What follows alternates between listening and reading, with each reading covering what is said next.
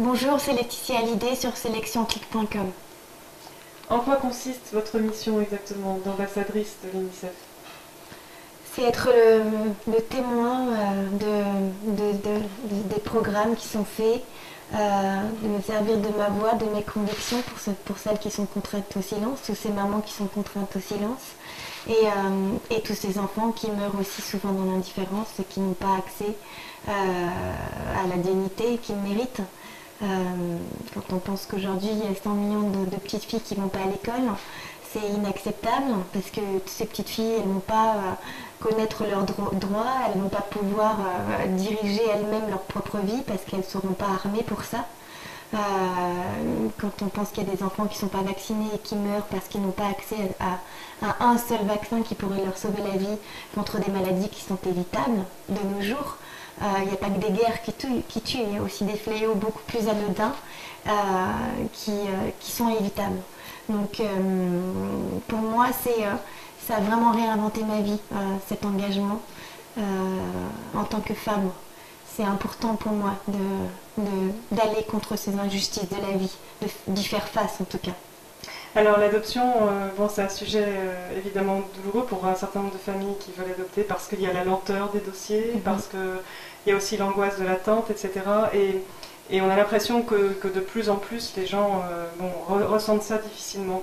Quel message vous avez envie de faire passer à ces familles justement qui sont dans cette attente et qui ont peut-être l'impression que leur angoisse, leur attente sont négligées d'une certaine façon? On ne les prend peut-être pas en considération. Je pense que dire que le bonheur est au bout du chemin et qu'un jour ou l'autre on a rendez-vous avec le bonheur, mais c'est compliqué quand on attend.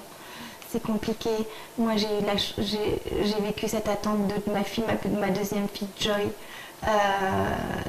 2 ans et demi, c'est beaucoup, mais en même temps je l'ai vécu avec beaucoup de sérénité parce que j'avais déjà mon enfant. J'avais déjà Jade avec moi qui a réinventé ma vie. Donc je suis révoltée aujourd'hui parce que je reçois beaucoup de courriers, de témoignages et que je le vis moi aussi puisque on n'a pas eu d'aide pour notre fille Joy. Et il y a des choses qui sont inacceptables. Quand on est une mère et quand on voit cette détresse qu'il y a dans toutes les lettres que je reçois, moi j'aimerais pouvoir aider toutes les familles. En quoi l'adoption a-t-elle changé votre vie? D'abord, elle m'a permis d'être une mère et elle a vraiment...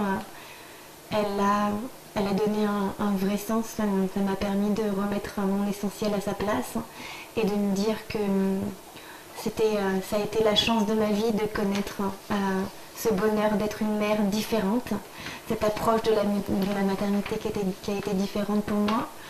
Ma fille, c'est pas la chair de mon sang, mais c'est la chair de mon âme. Et quand on a la chance de connaître ça dans sa vie, c'est un trésor. Et je me sens tellement riche de ça, de cet amour-là.